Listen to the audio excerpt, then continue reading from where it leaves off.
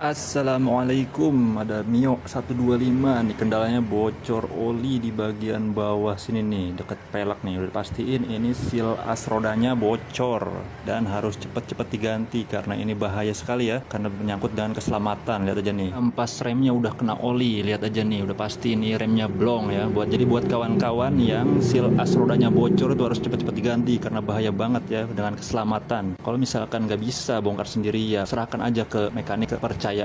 Nah ini bagian salah rodanya yang bocor yang harus diganti. Setelah dibongkar gardannya, ternyata bearingnya juga harus diganti ya. Pas dicek ternyata bearing 6201 nya juga harus diganti ya, daripada harus bongkar dua kali.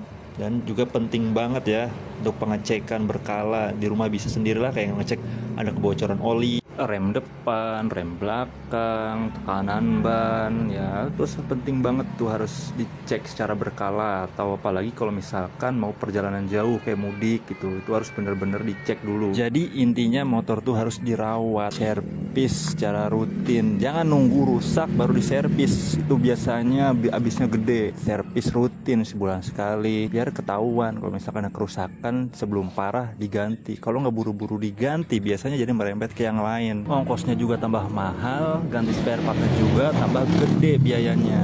Kalau pengen hemat ya coba aja bongkar-bongkar sendiri ya. Kalau misalkan kelaharannya rusak, ganti sendiri. Kayak misalkan olinya ada yang rembes, bongkar sendiri. Jadi biayanya lebih hemat. Kalau misalkan nggak bisa dan nggak ngerti, ya udah bawa aja langsung ke bengkel. Intinya jangan dibiarin terlalu lama karena bisa berakibat fatal. Fatal buat motornya, juga yang lebih parah lagi fatal buat pengendaranya.